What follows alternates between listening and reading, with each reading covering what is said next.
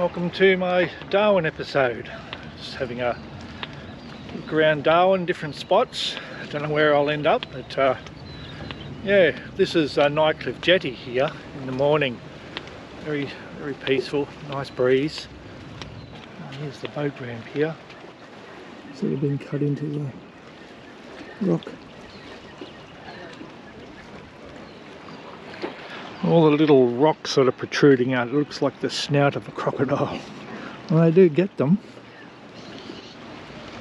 Here though, there's the jetty.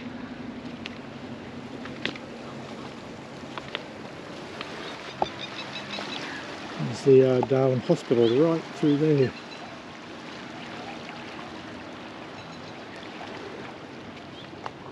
Well, here's a great place to sort of come in the mornings, afternoons.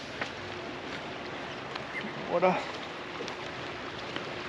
Comes out getting those little coffees from that little coffee man there.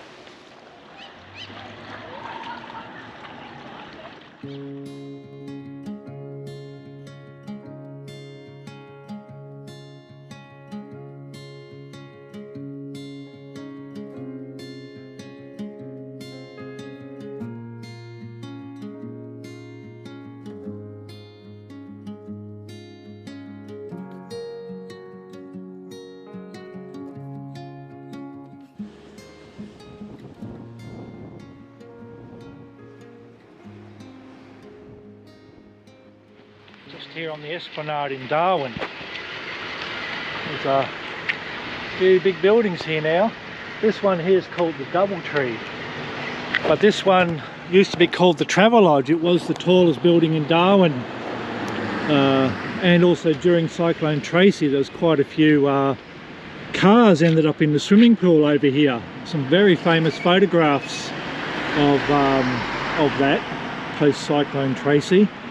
So yeah, it's the Doubletree now. It was the Travelodge. This is the St Mary's Church. I won't go inside and film because I'm not too sure of the rules in filming in these churches, but very famous painting. I think in here I can see it through there. It's a Black Madonna and baby, and that's always been a very famous thing there. But they've got Air Force, Navy and Army stained glass windows here. Yeah. But this was also damaged in Cyclone Tracy. I'll see if I can get a Wikipedia photo or something. I don't think we have a photo, but I think that corner was collapsed down, or that was collapsed down. I can't remember which one. But yeah.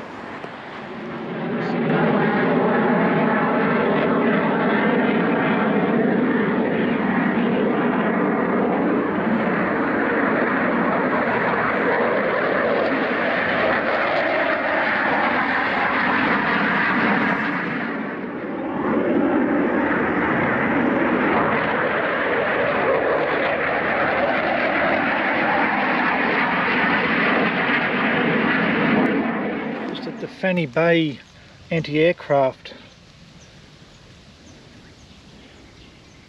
So this was formerly a golf course, pre-war golf course, and yeah, looking to that, they got the photos of some of the guns. So according to the signage, it was be one of the first batteries to engage the enemy aircraft as they came over, and the sign over there talks about how they found one of the reconnaissance plane 30,000 feet just by a tiny reflection on its windscreen, and that was one of the Dyna KI-46-2 reconnaissance planes that were eventually shot down. So yeah, this looks like part of where one of the guns were. There's another one through there, another one way over there. This looks like a accommodation or targeting sort of command centre. Yeah, well, that's good how they've made this one. You can sort of get up close to it, this one. Yeah, look at those. They're like sandbag shaped, but they're like concrete, so they're like sandbags filled with concrete rather than sand. That's a nice idea. Hey, you can't get in there. It's the Fanny Bay ACAC battery. Little windows. Oh yeah, it's been shored up with stuff, so yeah, would be a concern of it collapsing. It's got a few cracks in it. We mostly hear about the first bombing of Darwin on the 19th of February. That was the biggest attack, but there was, I think, about 65 odd enemy attacks also south of Darwin. So a lot of those World War II fighter airstrips, they were also targeted. Then of course, as we all know, they attacked Broome as well, and I think Derby and Cairns and Townsville. So there was quite a few other attacks as well. But yeah, this really copped it. The Fanny Bay, the water's just through here, East Point just up there.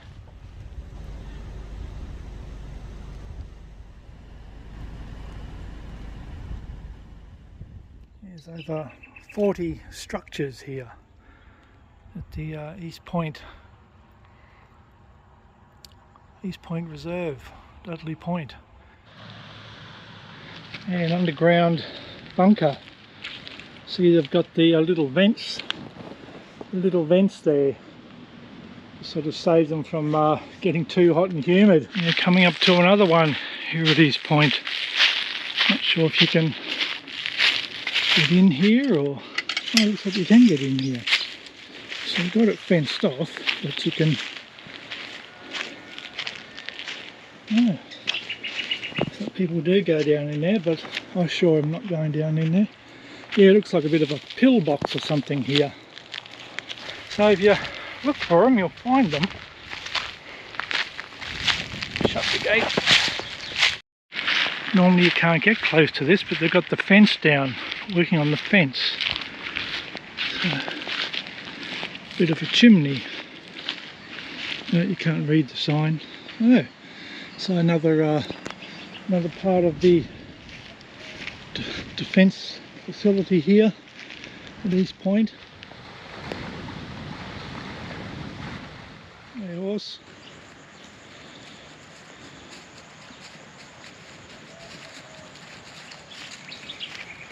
Yeah.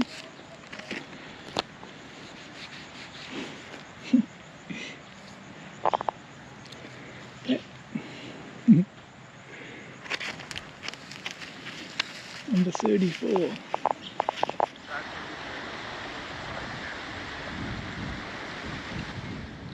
Here's another one just on the cliffs. The signs will fade, but it says something about guardhouse or something. So, gun, another gun.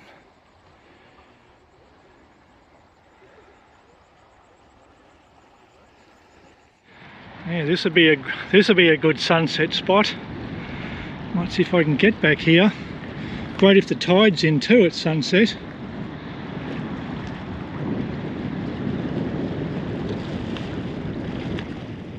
So during the war, World War II, they placed a boom net over the entrance for the submarines, anti-submarine. So just through there you can just see a bit of the cable left.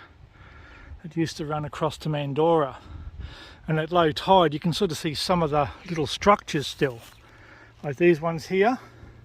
You can actually see some of them at low tide all collapsed.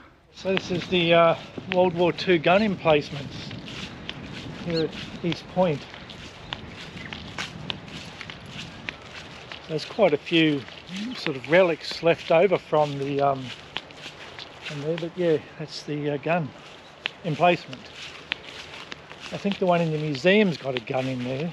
See the pattern that they were using? At the time they've used basically corrugated iron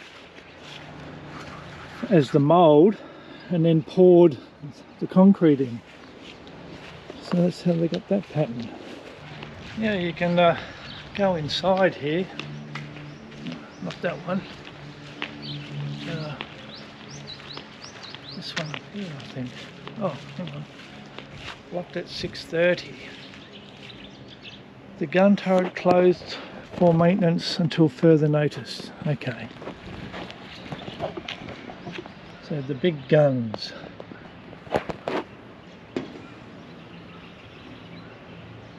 In 1944, two massive guns, largest in Australia, were installed at East Point to repel the anticipated Japanese invasion. So there's another one over inside the museum there. These guns were sort of basically didn't get built until later on in the war, and they never fired a shot in anger. Post-war, the guns were cut up and sent to Japan along with the remains of the ships sunk by the Japanese on the 19th of February. That's right. So in the 50s or 60s, I think it was, they came and cut up the sunken ships in Darwin Harbour. So they sat in the harbour for quite a long time. Oh, gee, that's wow. I wonder if that's meant to be unlocked. Oh.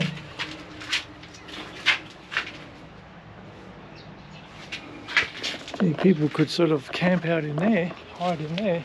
They've got quite a few of these World War II things around this area, and the airfields, the fighter plane airfields where the Kitty Hawks and the Spitfires would be taking off from. A few other buildings all through here. So they had searchlights hidden in the cliff faces here. This looks like it's probably part of that. This little trench going down to the stairs into that little thing there for the searchlight. So they had some of the smaller guns here. The 6-inch guns, I guess. That was just all that emplacement there.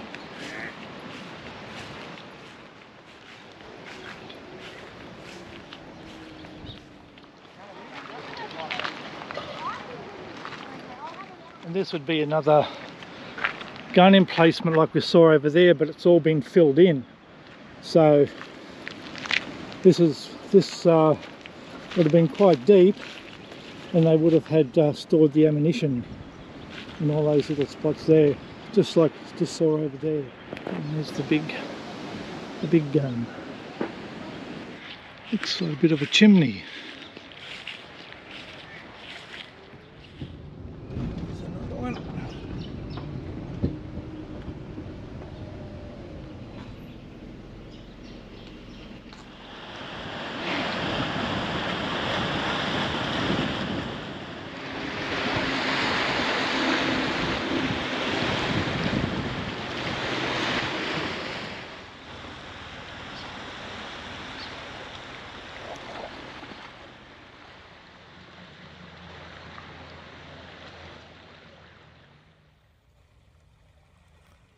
There you have it.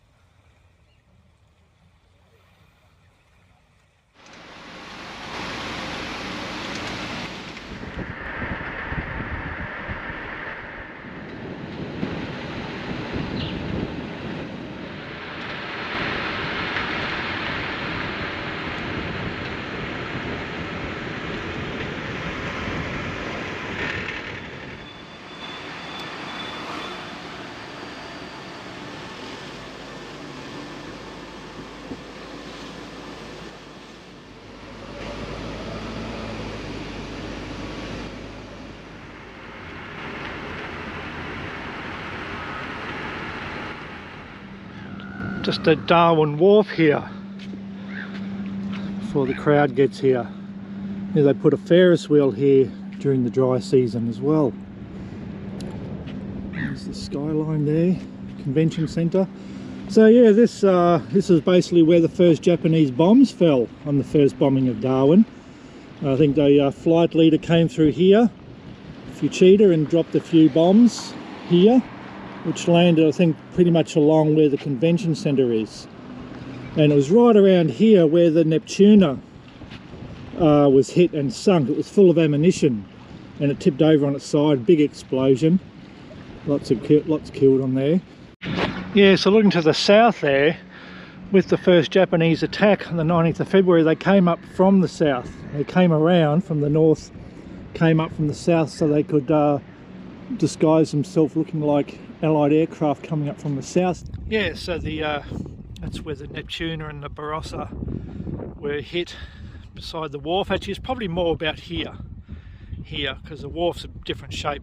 I've swapped over to the phone camera because the GoPro's run out of batteries. I'm not near the car at the moment, but yeah, so the Zealandia was hit out there. The USS Peary, the destroyer, was hit around here, but then it managed to make its way right around the corner, and that's where it sunk, around the corner. It was all burning ships here, just out here. I think the Megs was right over there.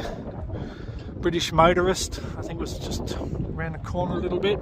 Over here there was some Catalina flying boats around here, I think. Around here. Some of them were hit, if not all of them. I usually carry the bag with the spare GoPro batteries, but I sort of filmed a bit more than I thought, so I've used up this battery. That's alright.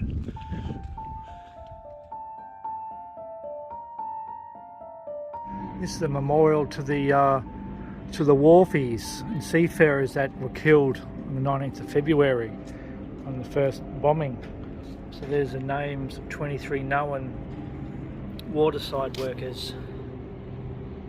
Probably can't see this relief very well, but the Japanese planes sort of came in from the south basically, and there's the wharf, and the first bombs dropped along here, sort of along that direction.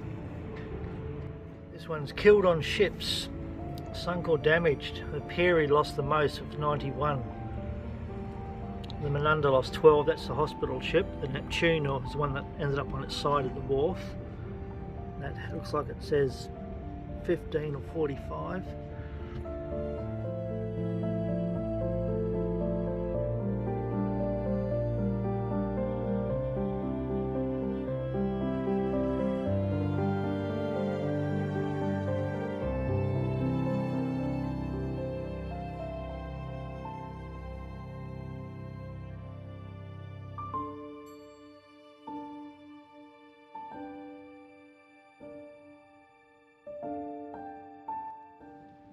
Yeah, so we're also at a movie location.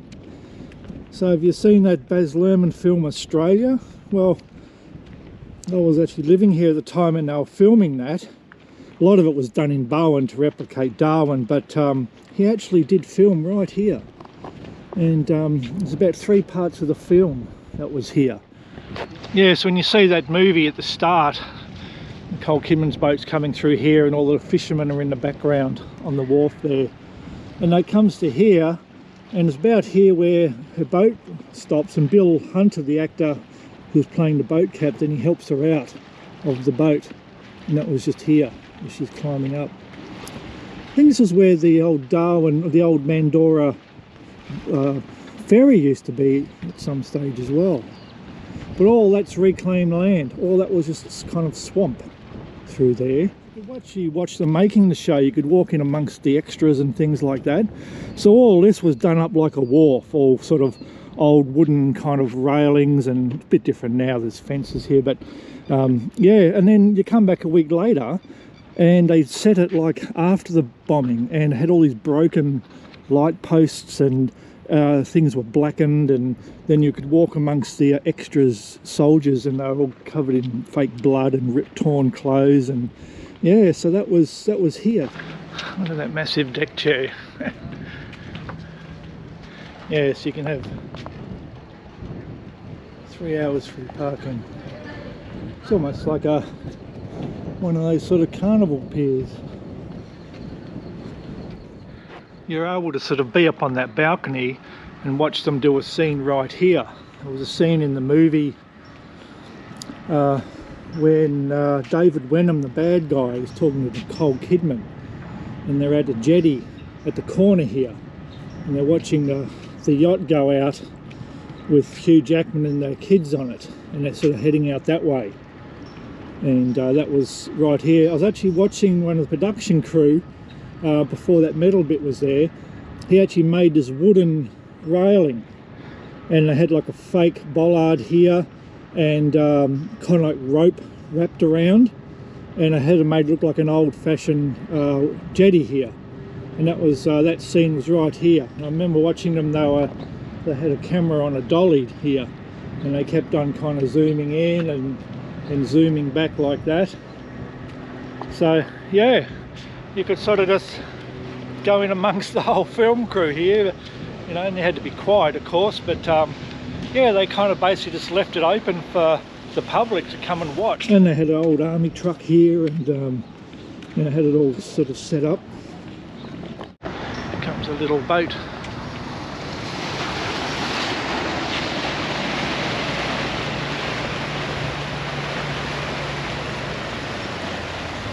And there's the other part of the wharf. So this is where you get the big cruise ships and the warships come in here as well. And this is where some of the actors and crew were sort of accessing the water from the boats. I think it was around at the end of this ramp here where Mum met Hugh Jackman. He got off that yacht. I keep calling it a yacht. It was more like a pearling lugger. It used to always be actually. I'm not sure. No, I don't think that was it. There always used to be one around here, parked here, and that was the one they used in the movie. Oh, yeah. This was the old Fort Hill here, a big mound there. There's the gas plant. They were building that when I was living here. Gas plant all the way through there. So I'm looking south about there. Yeah. And you would get the odd crocodiles in here.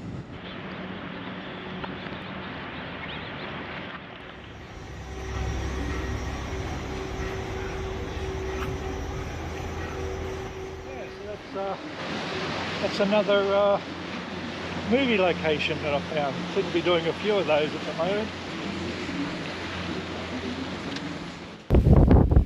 Just down at Mindle Beach for the annual Lions beer can regatta. A few boats out there, a few boats up there too. Yeah, this started in 1974 and they've held this every year.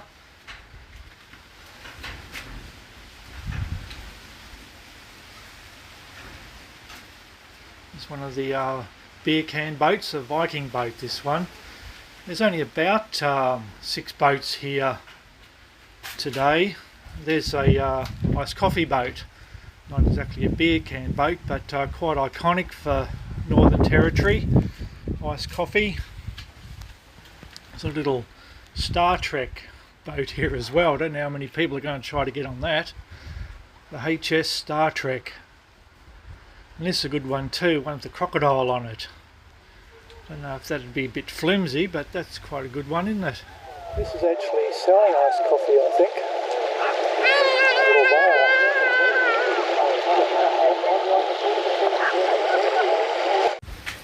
Yeah, something else to think about is there could be crocodiles out there, so you wouldn't want to fall off the boat while you're here. It's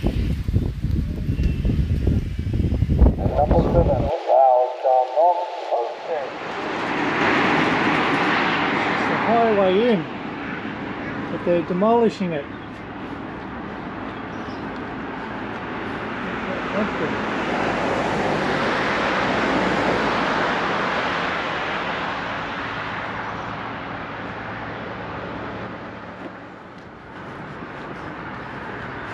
This is an old hotel. Just having a look around one of the suburbs of Darwin. I mean one of the northern suburbs.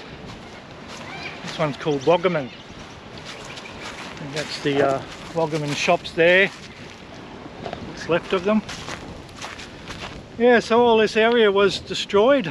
1974, Christmas Eve 1974. And Cyclone Tracy came in, hit Darwin. So yeah, it's really wrecked the northern suburbs of Darwin, pretty much all of Darwin as well. And, very overgrown now, these streets. This is Tasman Circuit in Bogamin. All the houses on the stilts there. Yeah, so this is where my family and I were living in 1974, Christmas Eve. Right in that house there. Wouldn't be the same house, but because it was pretty well wrecked. But yeah, this is Tasman Circuit. Some friends of ours living just here.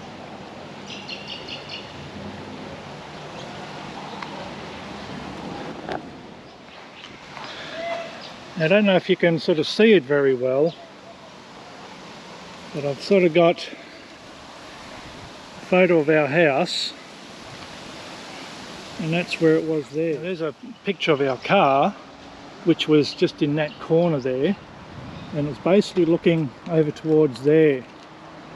So yeah, it's sort of, that's the car, and it's sort of looking that direction there. Then you can see the power pole. There's the power pole still there from there. So there's another shot. I'll have to superimpose it, and that's basically looking down there. And I can remember Christmas Eve we went over to the neighbours next door for a bit of a party, and of course everyone in Darwin pretty well finished early because the cyclone was coming in. But, yeah, I think this area here was a great big pile of debris at the time when they were clearing up. Here's another shot of our friend's house across the road. That's probably right on that corner there. There's another house in the back. Yeah, that'd be about the same spot. And these are the Bogamin shops. I'm pretty sure there used to be 4. On the corner here was a furniture store which was completely flattened from the cyclone. And there's the oval, and then the Bogamin school through here. So this is where we're evacuated to, into the school. If I remember, we used to come up here when we were kids and get fish and chips and things and have them behind here. There used to be some tables and chairs. So yeah, that's the Bogamin shops. That could be the rebuilt shop, but I've got a feeling it's here where the furniture store was. I'm pretty sure there were about 4 shops. Could be wrong. Yeah, I was saying earlier I thought there were 4 shops, but there's a photo of the probably a while after the clean-up. But yeah, there's 1, 2, and look, I don't know, but it's possible that is rebuilt there. That's, although I think there was another one on the right there. Can't quite remember, but anyway, that one there was completely trashed. I'll drive down Tasman Circuit. There's the house there.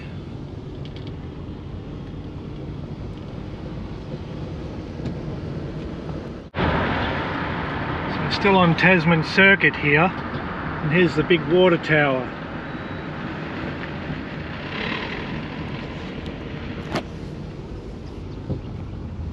Someone was saying that there's an indentation of a refrigerator when it hit the side of this water tower during Cyclone Tracy. I'm not 100%.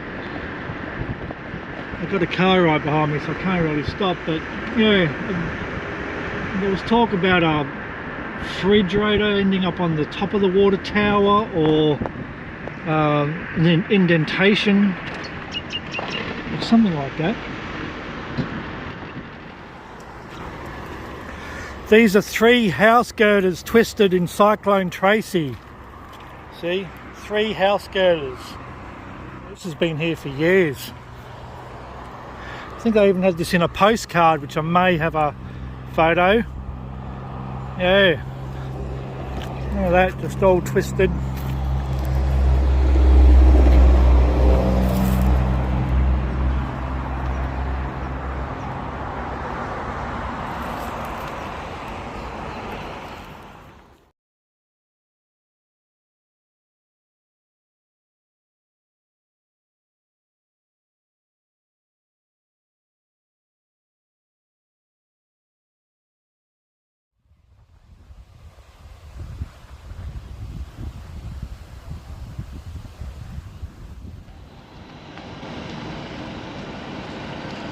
I'm so lonely. Oh wow.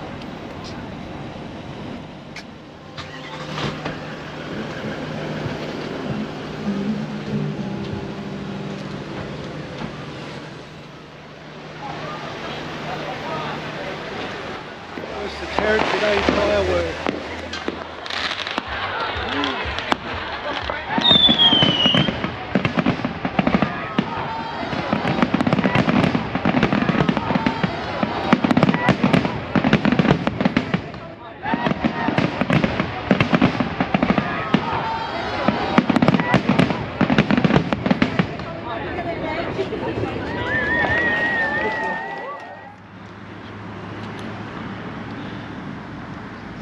So that's this canister for the 10th of December when the first plane landed in Darwin, piloted by Ross and Keith Smith, no relation to Sir Kingsford Smith. So they were part of the 1919 air race from England to Australia, and yeah, not only was a big event, and it was the first time these pilots had come back to Australia since World War I, but it was the first flight into Darwin as well. And right behind me here is Ross Smith Avenue, or up around the corner. And Ross Smith Avenue was the runway. I'll go and have a look at that. So they've sort of upgraded this for the 100th anniversary. So yeah, a lot of this was not here before. So that's the Vickers Vimy, and that's the crew there. So Ross Smith, Keith Smith, his brother, mechanics Wally Shears and Sergeant Jim Bennett. So and that Vimy, it still exists. You go down to Adelaide Airport and it's in a hangar, so you can actually see that still. I think Ross Smith was killed a few years later in a test flight of a plane. Yeah, so it says here they had bad day on the first day in France over the Alps. They had a double bird strike during takeoff from Calcutta. Emergency repairs using chewing gum to plug leaking fuel lines. So this is Ross Smith Avenue. Yeah, so Qantas Empire Airways is written on the above the hangar there. Yeah, so this was the 1934 Qantas hangar, and it's also marked as a World War II hangar because yeah, it actually has bullet holes in it still from when the Japanese planes attacked it. And it's also the home now of the Motor Vehicle Enthusiast Club. So there's a lot of machinery and cars and tractors. There's a little train in there if I remember. So that's the hangar, and of course Ross Smith Avenue is through there. That's where the runway was. That's the pool through there.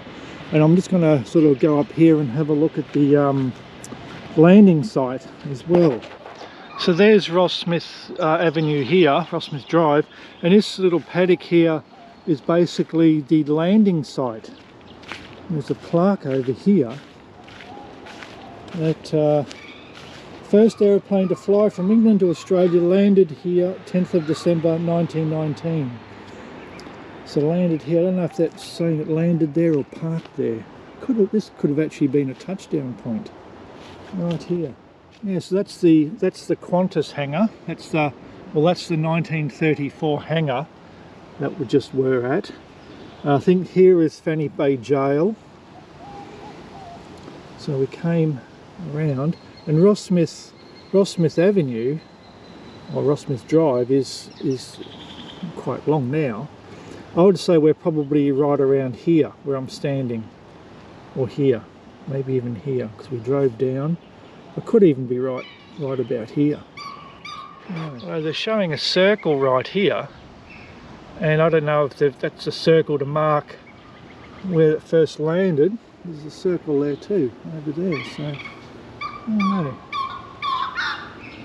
So it was called the Great Air Race, and Billy Hughes, who was an aviation enthusiast, he put up 10,000 pounds, which was massive for those days. They had to do the race within 30 days. And the competing aircraft had to be British built and all crew members had to be Australian. Yes, so Captain Henry Wrigley and Sergeant Arthur Murphy, they were marking out an air route from Darwin to Melbourne, and they had engine problems, so they actually got into Northern Territory on the 8th of December, and they were the first actually ever to fly a plane into Northern Territory, but not into Darwin. They actually got into Darwin 2 days after the Vimy. And there's old Darwin up there. So, yeah. So two light horsemen who wanted to be in the air race, Paul McGuinness and Hudson Fish, that's these two fellas, they couldn't get the funds to be in the air race, so they took an old car to mark out some landing routes. Yeah, they actually became two of the three founders of Qantas.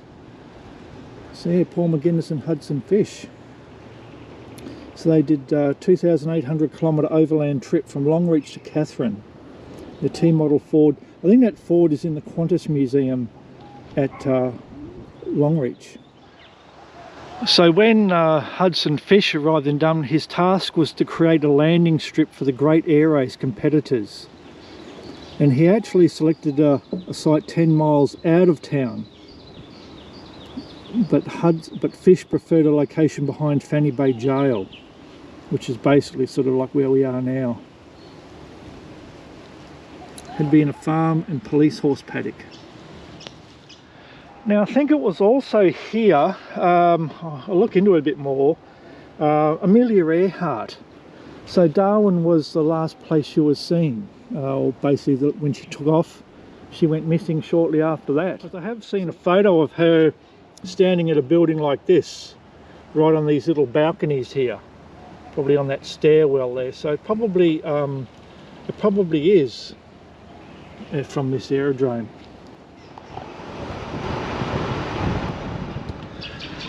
Just at Fanny Bay here, this is Winkler Crescent. Now this was a taxiway. I know during World War II they had Spitfires based here. I think 452 Squadron or 54 Squadron, I think, Spitfires. And so this was the taxiway, and there should be a park up ahead that has a bit of a plaque. Yeah, here it is. So they had the planes hiding under here. Spitfire squadrons of the Royal Air Force and aircraft of the Royal Australian Air Force. I think it was 54 Squadron. I'll have another look. But there was another board here and had photos of the Spitfires underneath, I think underneath these banyan trees. Yeah, it says here, banyan trees provided shelter for the crews that worked on the Spitfires. Remnants of winch chains and bars are still embedded and overgrown in the branches and aerial roots of the banyan trees. Oh, there must be things still in these trees up here somewhere. Well, I can't see anything still in the trees, but oh well. The Dripstone Cliffs, that's where I am. Now I've got a feeling this is a memorial to a Japanese submarine, the I-124. Let's have a look. Yep. Yeah, the I-124 was sunk off Darwin, let's have a look, by the HMAS Deloraine on the 20th of 20th of January 1942. So about a month before the bombing of Darwin, the first bombing of Darwin, this submarine here was yeah, sunk. I don't know if that relief is very clear, but Darwin, Melville Island and the I-124 in between. So yeah, that's what that 75th year since the sinking this was unveiled. Yeah, the I-124. Apparently it was a huge submarine. Huge submarine. It's a soldier wearing protection against sandflies. Yeah, it would have been bad here. So the defences here, basically after the bombing, they weren't sort of thought of to be much good. So it says there they were abandoned from March 1942. Yeah, so the bombing of Darwin happened on 19th of February 1942. So we didn't think that those defences were much by the looks of it.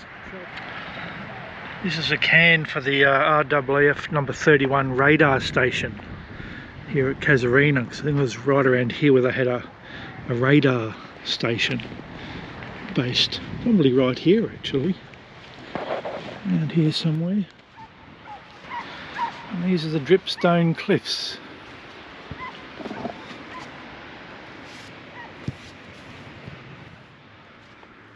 So I don't know if you can see it. We're actually walking up to some World War II history. Can you see anything in the cliff yet? We're heading straight for it.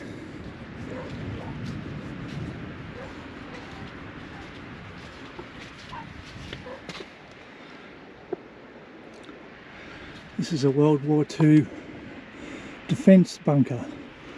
That's a slit for a pillbox. It's like a machine gun post. You can see all the metal wiring through here.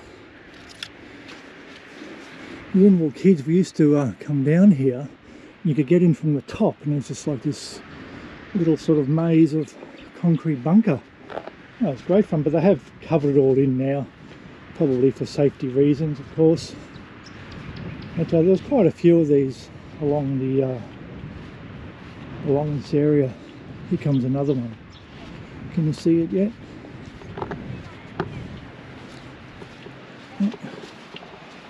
There's the slit. There's a machine gun post, whatever it was, probably. Yeah, you'd like I was saying, you could get in there. There you go.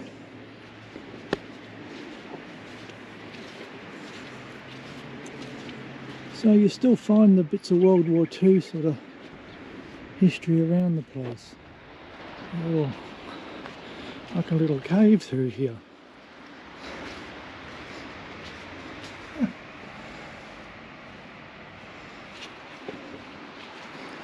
It's getting ready for sunset.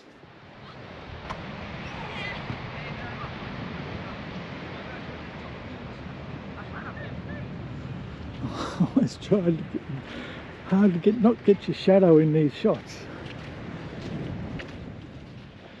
Oh, well, if you like that video, don't forget the thumbs up and press that notification button. That's the little bell looking symbol, and subscribe button.